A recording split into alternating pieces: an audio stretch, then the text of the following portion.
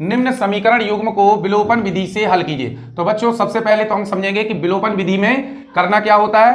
तो बच्चों विलोपन विधि हम इसको क्यों कहते हैं, इसमें क्या प्रोसेस है, इस विधि को हम विलोपन विधि क्यों। तो अपने शब्दों में हम ये कहेंगे कि जब एक चर पद हम काट देंगे, मतलब वो कट जाएगा, तो वो विलुप्त हो जाएगा एक प्रकार से, अर्थात इसलिए इसी विधि को हम क्या कहते हैं, विलोपन विधि। तो हमें ध्यान रखना है उसके क्या गुणांक समान होने चाहिए। पहली कंडीशन गुणांक समान होने चाहिए, और सेकंड कंडीशन है बच्चों उन जिनके गुणांक समान है चिन्ह भी क्या होने चाहिए बच्चों, विपरीत। तो चलिए ये इसकी प्रोसेस है, इसका कोई अलग से फॉर्मूला नहीं है। तो चलिए देखते हैं हल, एक बार इनको पुनः नोट कर लेते हैं। ये बच्चों हो जाएगा पहला समीकरण, और इसको मान लेंगे ये दूसरा समीकरण।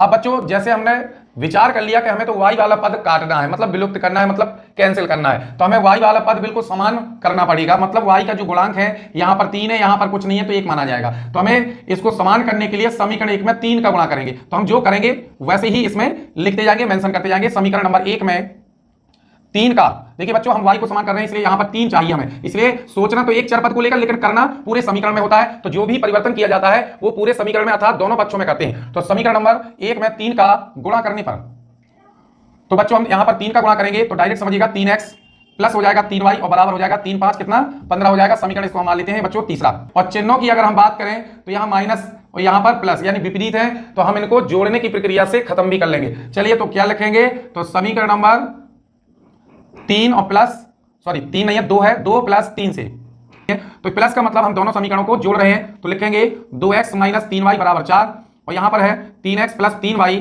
और बराबर कितना है 15। तो y से y कैंसिल हो जाएगा, y वाला पद 3y यहां ये जोड़ने पर हो जाएगा 5x, और यहां पर हो जाएगा बच्चों 15 और 4 जोड़ेंगे 19। तो बच्चों x बराबर कितना हो जाएगा 19/5। तो ये x का मान बच्चों यहां से हमें ज्ञात हो जाएगा। अब ये x का मान किसी एक समीकरण में जो आपको सरल लगे, जिसमें प्रक्रिया सरल हो, उसमें आप रखेंगे। तो x का मान जैसा कि आप देख रहे हैं समीकरणों को, तो समीकरण नंबर 1 सिंपल है क्योंकि इसमें गुणांक बहुत कम है, तो x का मान समीकरण नंबर 1 में रख लेते हैं बच्चों।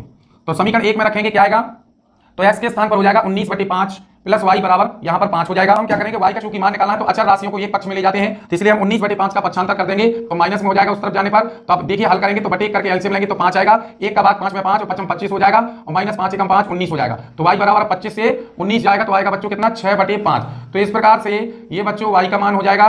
तो आप देखेंगे कि x का मान क्या, तो x का मान है 19/5 और y का मान हो जाएगा बच्चों 6/5। आप चाहें तो इसको सरल भिन्न से मिश्र भिन्न में भी बदल सकते हैं या फिर दशमलव में बदल सकते हैं, परंतु इसमें कोई एरर नहीं है, कोई मिस्टेक नहीं होगी, आप इतना भी लिख सकते हैं, कोई दिक्कत नहीं।